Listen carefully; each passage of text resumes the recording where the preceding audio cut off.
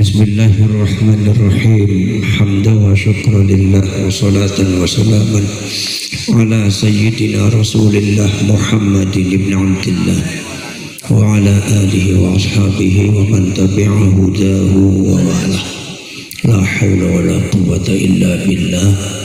Rabbi shrah li sadri wa yassir li amri wahlul 'uqdatam min lisani yafqahu qawli wa ba'd.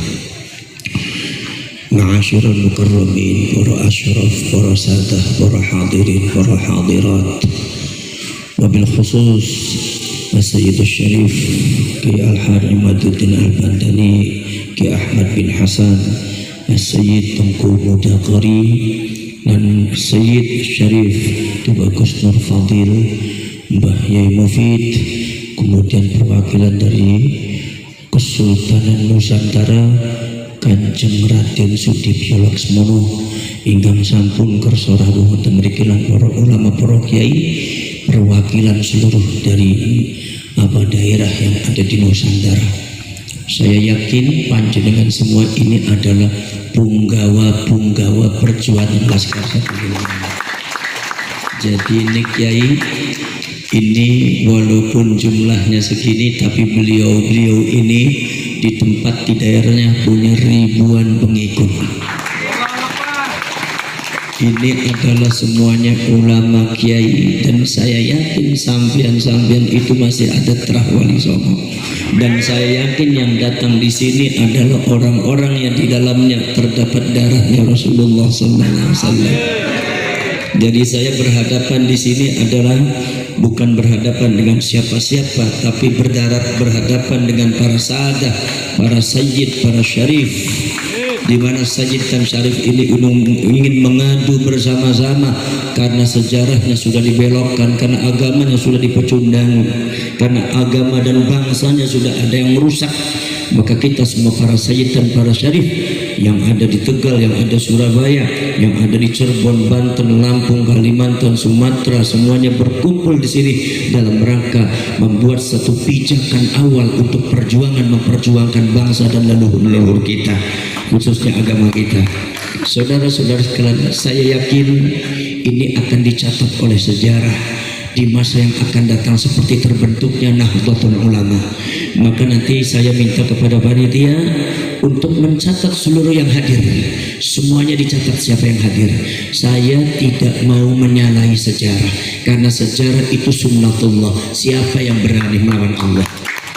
Maka dari itu di sini saudara-saudara sekalian, perjuangan Wali Songo ini adalah perjuangan yang sangat suci. Ada 1-2 pijakan saya bagi saya pribadi. Pijakan saya dari saya pribadi yaitu adalah satu, ketika mbah saya meminta kepada saya untuk diberi nama sama dengan beliau Muhammad Abbas, saya sering bicara masalah itu.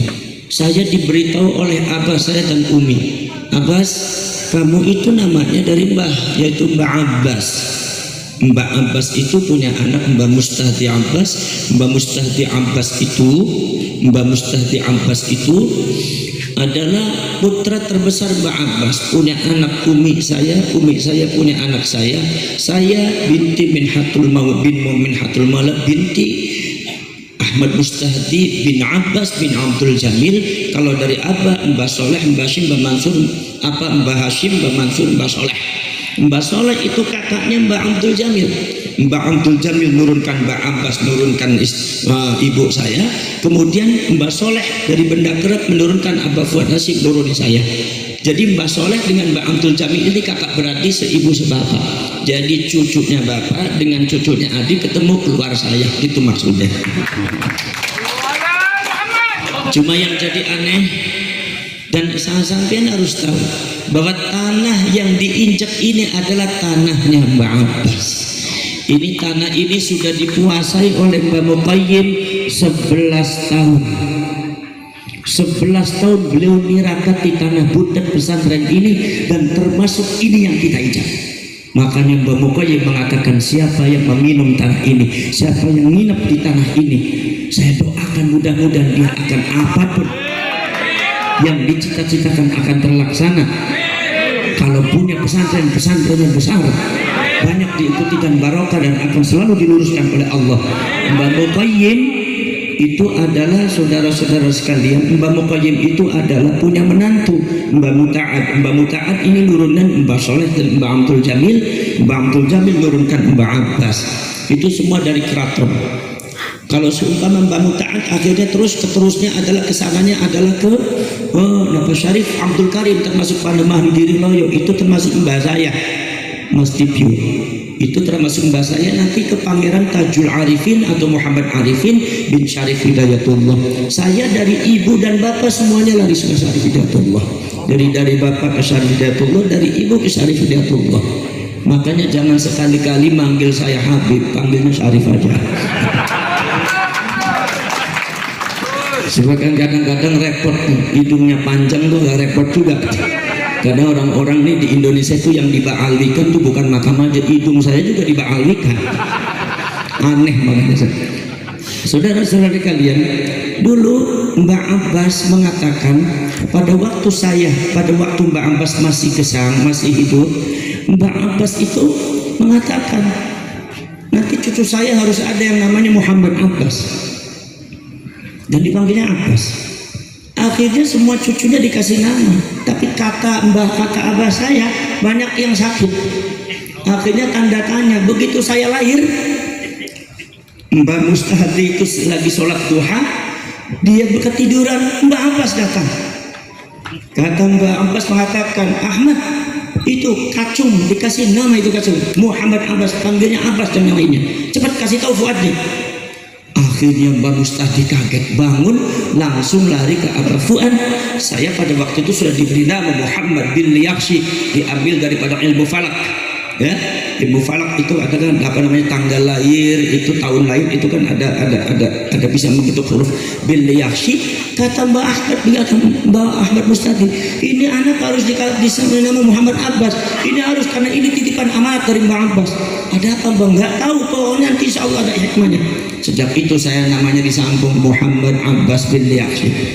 Ketika saya diberitahu seperti itu, saya jadi bingung, ini maksudnya Mbak Abbas itu apa? Apa ini? Ada apa? Tapi saya yakin pasti ada apa-apa, karena terasa ini. Begitu perjalanan saya ngaji, barangkali ngaji, enggak juga, karena Abah Fuad juga ngaji. Saya buat pondok, yang lain juga buat pondok. Saya buat manakiban, yang datang manakiban setiap malam Jumat ribuan orang. Oh, tapi yang lain juga bisa manakiban.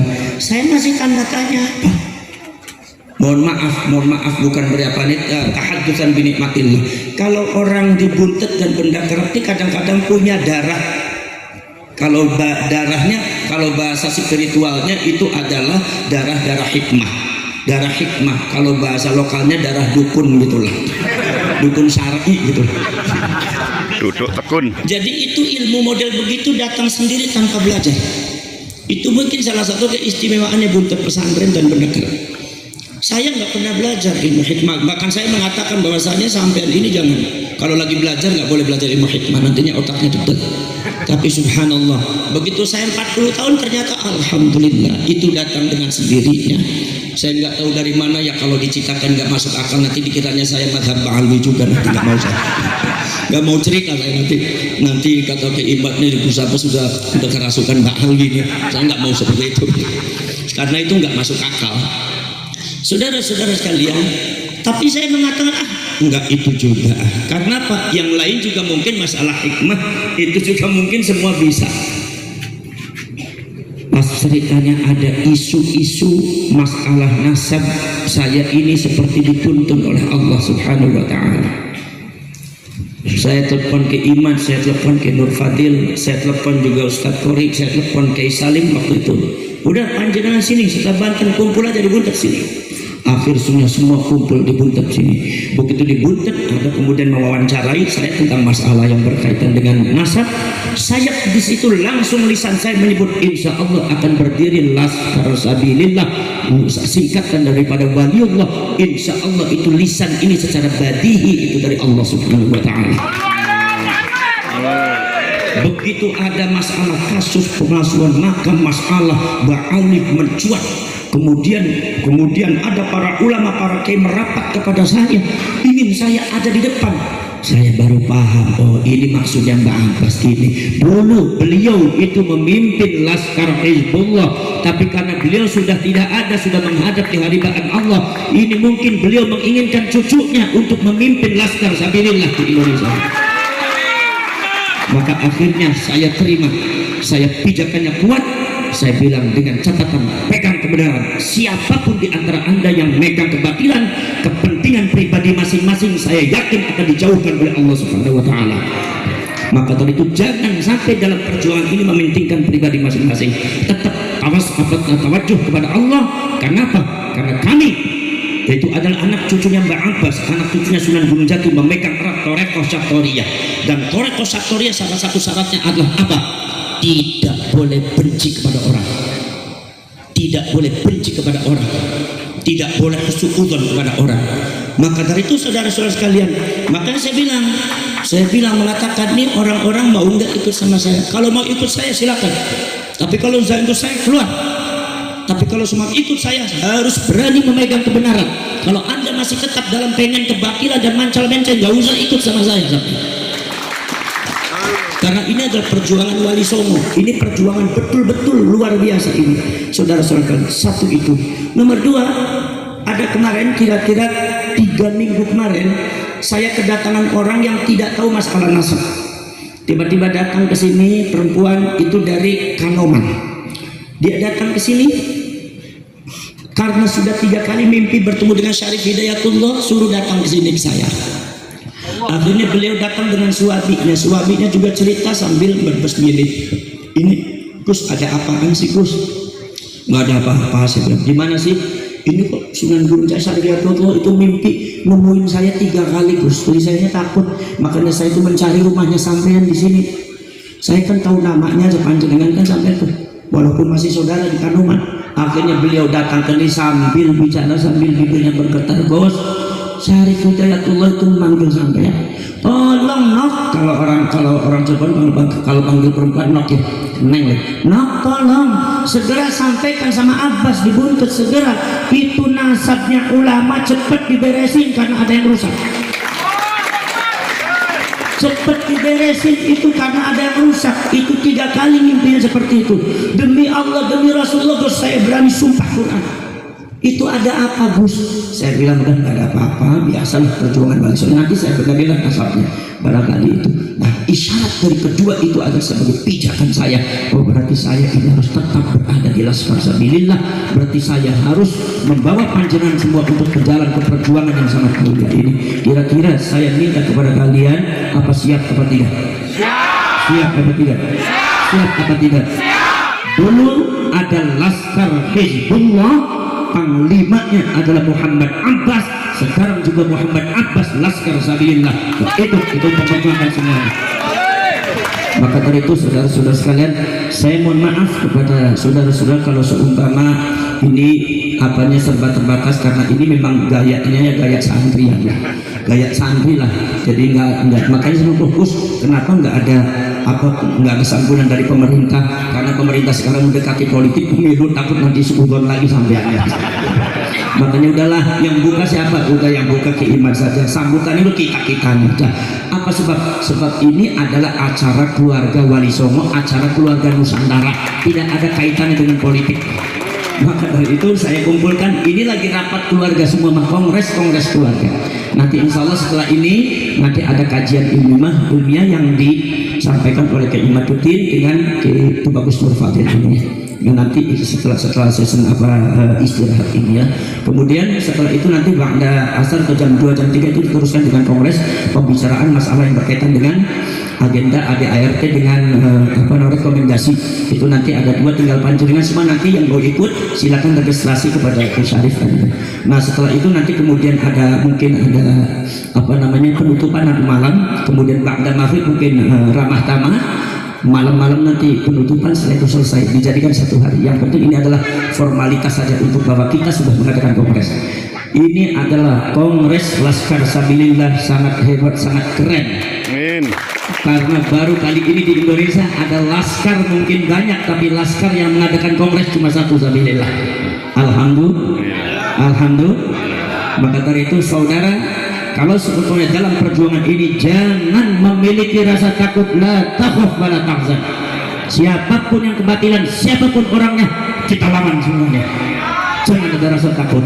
Kalau anda yang masih gamang, anda yang masih memiliki rasa takut untuk perjuangan ini, anda duduk manis di rumah, nggak usah ikut perjuangan, mengganggu perjuangan lagi anda. Meribuh, merebet kata orang Cirebon. Siapa bersiap? Siapa bersiap? Siapa bersiap? Alhamdulillah. Nanti insya Allah, kalau seandainya nanti Allah menghendaki, saya punya cita-cita 1 tahun 2 tahun ini di Indonesia harus memiliki anggota laskar minimal 1 juta orang, termasuk ini yang ada di Jabodetabek nih. Itu kerjaan berat, harus yang banyak itu laskarnya. Kenapa? Karena lawan kita kadang-kadang mempermainkan massa. Kita bukan untuk kebatilan, kita adalah untuk mencegah kebatilan. Kita harus punya kekuatan massa yang lebih banyak daripada siapapun. Siap? Siap? Maka nanti komandan laskar harus komandan yang memiliki keberanian di atas rata-rata. Jangan komandan yang kecil. Jangan komandan yang kecil. Kalau andanya kecil, maka di belakangnya kecil semua, penakut semua. Jadi komandan yang tegas, komandan yang pinter, di atasnya sesepuh yang alim, para punggawa-punggawanya, para kiai, para sepuh, para ajengan, para pangersa, para ulama-ulama besar nanti akan saya minta untuk menjadi penasehatnya. Jadi anda itu akan dinaungi oleh ulama-ulama besar, termasuk Mbak Yai Mufid ini. Mudah-mudahan semua Allah menghendaki meridhoi kita semua. Amin ya rabbal alamin. Wassalamualaikum warahmatullahi wabarakatuh.